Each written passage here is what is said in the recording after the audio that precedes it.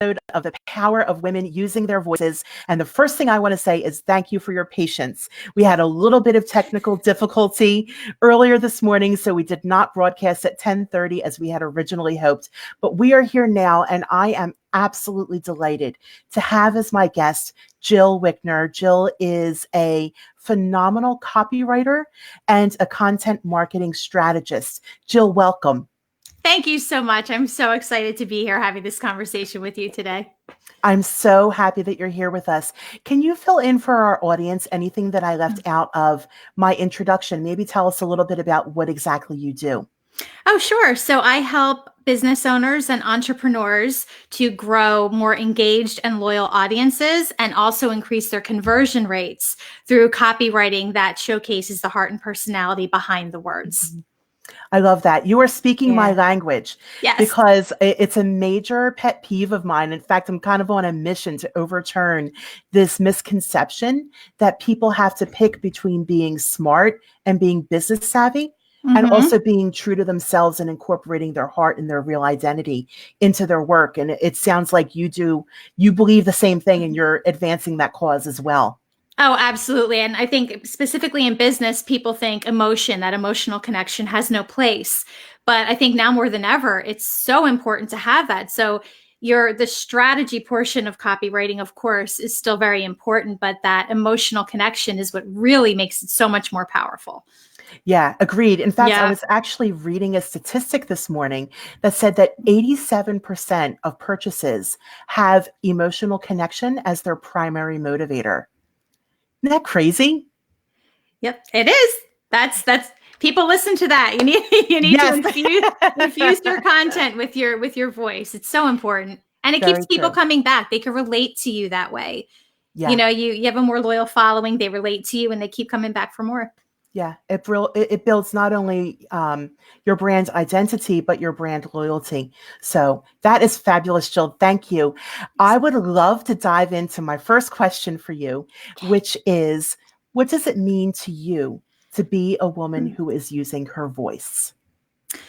So for me, it means having the confidence to put myself out there without worrying about what other people might think or say. It means no longer hiding in the shadows behind the scenes where it feels safe.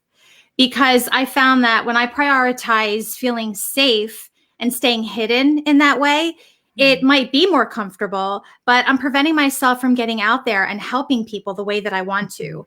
And it is just an incredibly freeing feeling when you stop worrying about people's opinions and perfection, and you stop what-ifing yourself to death. And when you stop asking for permission to exist and just come out of the shadows and enjoy expressing your true self. I love that. I think you brought up such an important point in that when you move away from the fear of being your true self, you sort of accept the possibility that there are some people who might not like what you have to offer. However, if you sort of self-censor and you keep yourself small and hidden, then the people who really are your people, who really do need to hear your message, won't hear it. So it's this difference between being generic and small and safe and not really offending anyone, but also not doing any great service to anyone, and really going for your true identity and knowing that that's going to connect you with the people who specifically need what you uniquely have to offer. Yes. Yeah. So how do you make that transition? Because it sounds like this is something that's been part of your career journey, moving from a little bit of a safer position to a little bit more of a grounded in yourself and your identity position. And it sounds like you had to grapple with some of that fear and moving past that. How did you do that?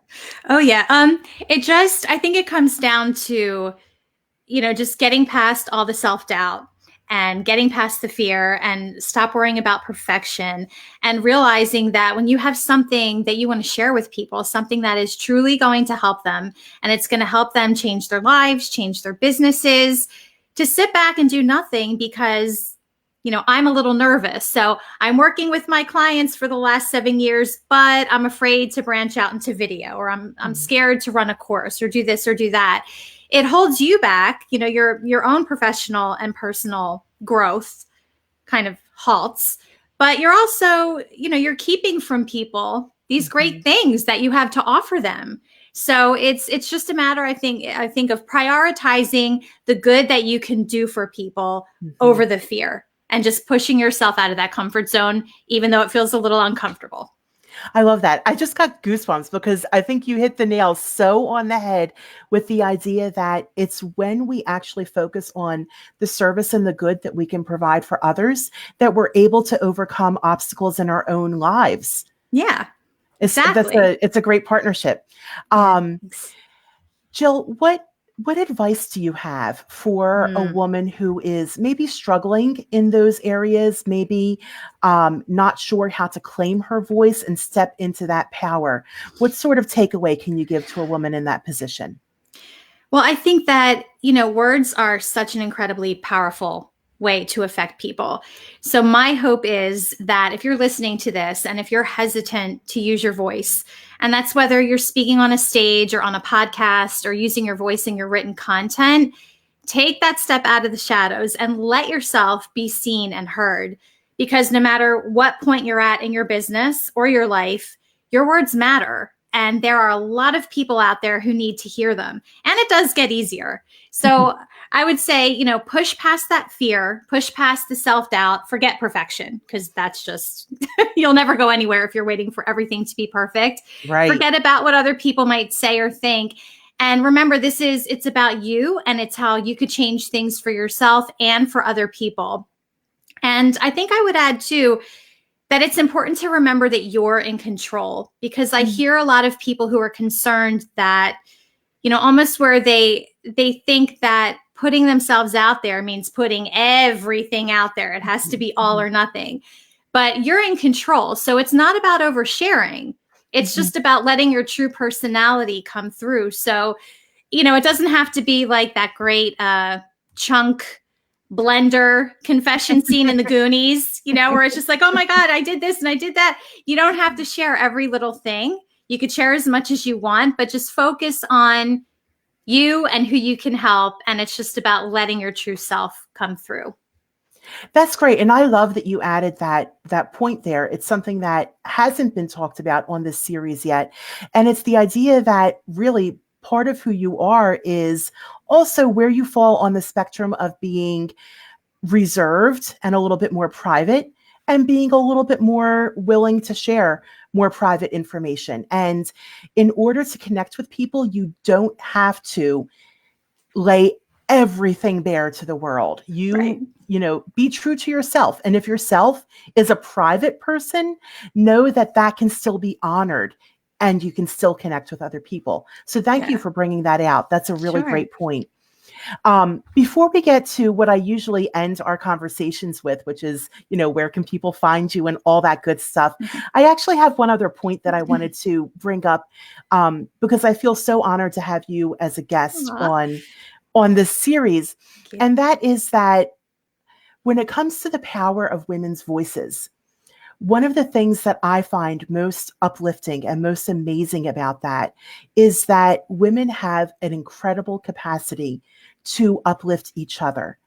And it means a lot to me to have a fellow copywriter on this broadcast, because many people, especially in the more traditional understanding of business, might view us as competitors. Some of our services, not all of them, but some of our services do overlap. However, we're friends and we meet and have work days together and have coffee together and share ideas and brainstorm. And I think that is such a testimony to what is specific about the power of women's voices, that it is communal, that it is uplifting, and that it's the beginning of overturning this paradigm of the cutthroat competition model that business has been in really for so many decades. I was wondering if you could share your thoughts on that.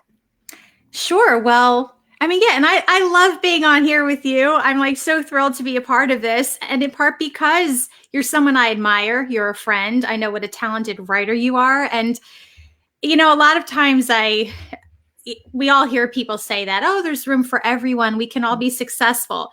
But then now and then you see when an opportunity actually presents itself to support someone, you see certain people and it's kind of like, they just disappear.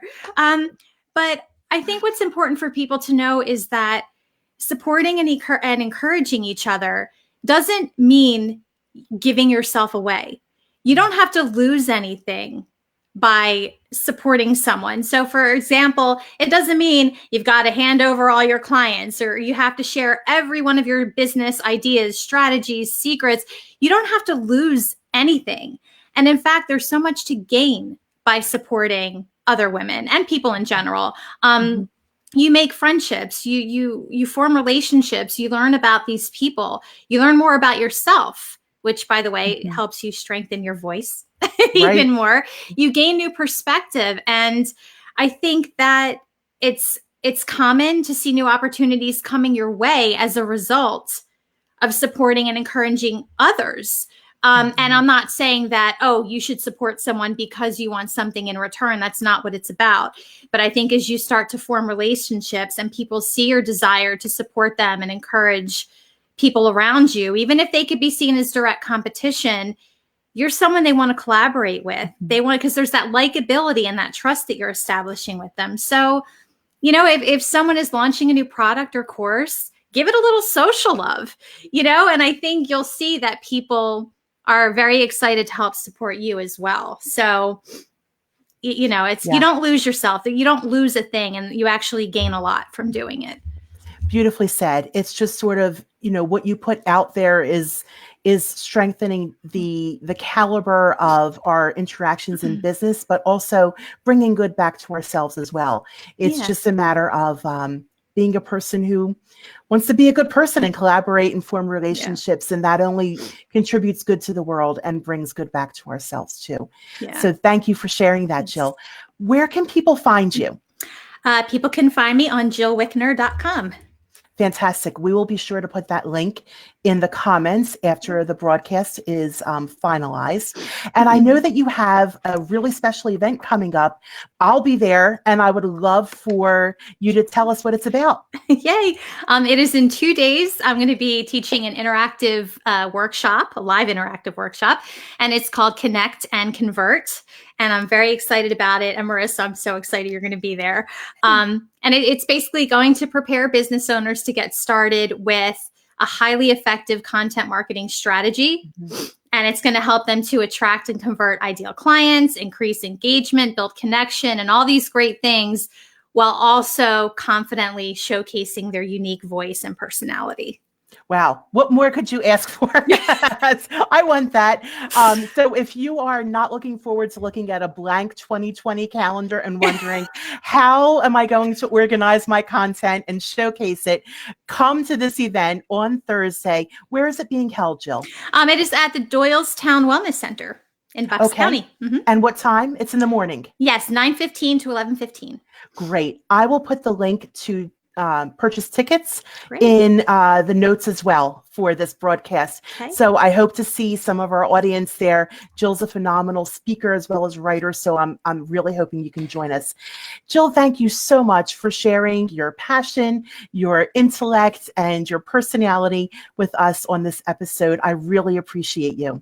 Oh, thank you so much for having me. And I've been watching your other episodes, and as I make my way through, it's just amazing what you're doing. And I can say every single one of your episodes, you and your guests have left me just seeing things from a new perspective, feeling inspired, learning new things. It's an amazing thing that you're doing. Wow. Thank you. That is fantastic to hear. Yeah. Thank you so much, everybody, for joining us, and stay tuned for the next episode, actually the last episode of season 1, because there will be a season 2 of The Power of Women Using Their Voices. Have a wonderful day, everybody.